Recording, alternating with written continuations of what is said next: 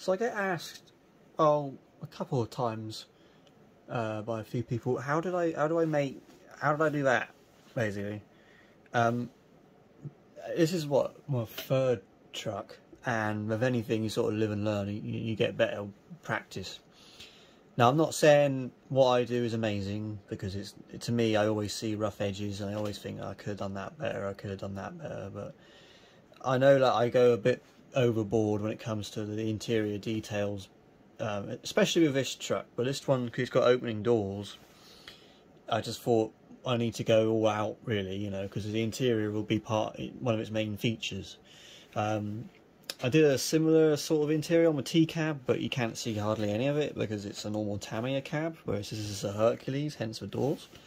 But the premise behind the two are virtually identical. So with the cab, basically what I do is I remove pretty much all of the stock roof. So there's a false ceiling in the cab when you buy it new, and it'll basically go all the way around. It'll be about this height, just about 5, probably 8 mil above this lip, and you'll have a little sunroof in the middle, and it will have 4 holes, 2 behind the sunroof and 2 in front, and that's the OEM mounts for the speaker. That's where Tamiya want you to put your speaker to in the roof. So what I did on both the T-cab and this was cut that out. Now on the T-cab I cut a little bit out, on this I cut almost all of it, and what I left, the only thing I left was, these little supports here and the corner front mounts for the roof, as you can see. So the rear of the roof literally just sits on top of this. This is a false ceiling, and a 4 Series truck has a bed above the seats, so I'm trying to make it folds up, but I can hook it. I need to modify that a little bit, but you know, you get the idea. So from inside, I don't know if you can see,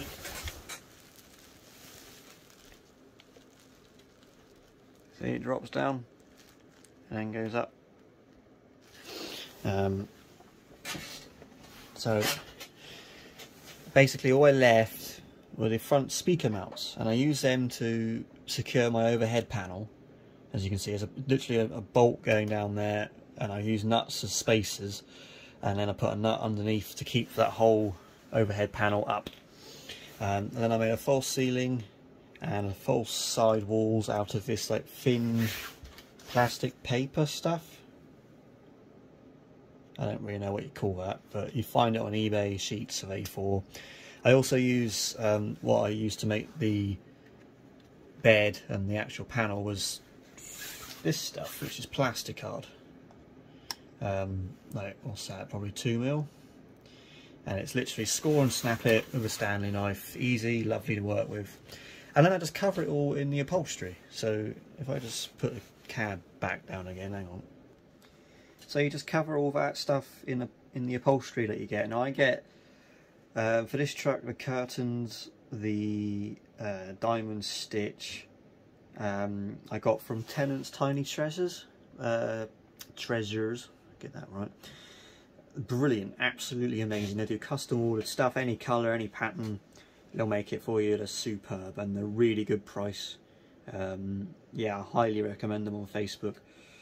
For the T-cab, I got my upholstery from someone in France. That was years ago. I'd be surprised if they're still going. And it's basically it. You know, it's just with this truck I'm lucky because I've got the floor there. It's a Hercules thing, comes with a kit, so it's got the floor and the bed molded into the back, and you know, I've got an aftermarket dashboard with a glove box that opens one-handed. It's a bit difficult, but you know that. And I put a little bottle of Sprite in the bottle holder. But with a Tamiya you don't get this, so obviously I make them out of plastic, out of floor, and then a rear wall. And it's a good idea to have a rear wall just a little bit, well, false one, just slightly further forwards than the back of the cab, so you can run your wires down it. Now I haven't got to do that with this one because you don't see the back of the cab, so I've cut a hole here and I've cut a hole up here on the back of the roof, and all the wires run down the back of the cab, because of course you don't see it because I've got that rear wall. So I'm lucky in that case. But if you're not doing that, I would just say put a rear wall at the back of the cab, like I did on my T-cab, and just run the wires down the little void around the back. So I hope that helps. It's not super difficult. It's kind of addicting once you get started. You think, oh, I'll just do this little bit. Like I've just made these. Now I know they're completely impractical on a truck like this because you've got the, is that called a plemmet, that thing there? And I've got a massive drop visor on the front. So they're not practical at all for sun visors, are they? I mean, you're not going to block anything, but I was just making them and I thought that'd be cool. Maybe I could put them on just as something else that's interactive, because I've got the glove box, got the armrests on the chairs, got the bed, got the sun visors now, got the lockers above the bed. They all open, they're interactive, you can do something with them. And as this truck's got opening doors and the really nice door cards, I thought, why not? We'll just do it. You know, it's not going to be a practical thing. I might even get a little bit of reflective tape and put a vanity mirror on there, you know. I'm waiting for some lights. I've got interior lights on the way. I've got SMDs on the way, so I can fix the 3 chamber lights on the mural, finish them, and then I can do the interior lights, because I'm going to have 2 up here, just either side of the sunroof, 2 underneath the lockers, and I am going to put upholstery on the bottom edge. I'm thinking of a light colour on that one, and I'm thinking 2 on the over dash panel. I'm not sure where. Probably just, I mean, to be fair, on the real one you would have it here, wouldn't you? See your vanity light. And I've also some magnets to keep them shut, so I will fiddle around with them. But yeah, that's basically it. Plasticard construction, upholstery covering it, and then just cut your false ceiling out, gives you more room. Obviously you can't put any electrics on the roof then. I'll show you what it's like with the roof on, hang on.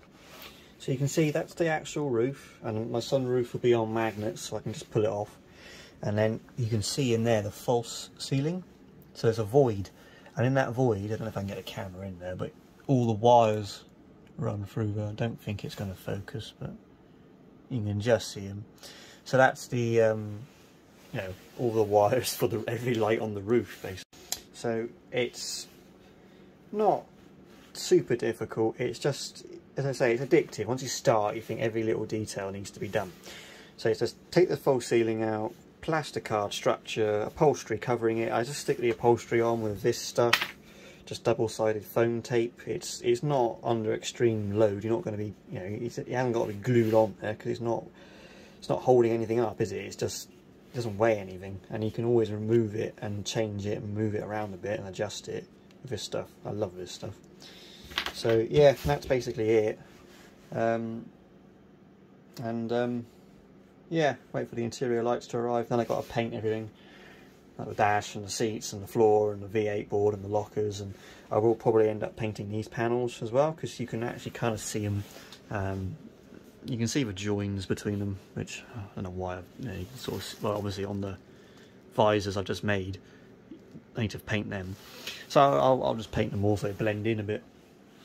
I've also got some cushions being made by Tennant's Tiny Treasures to match the theme, Cornish tartan, St. Piran's flags.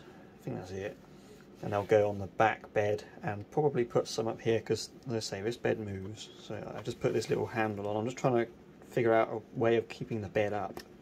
So now it's dropped down. Obviously you won't probably ever see this, but yeah, that's down. So I'll probably end up putting like just a little bit of cover on that, just so it blends in, and then I can do that.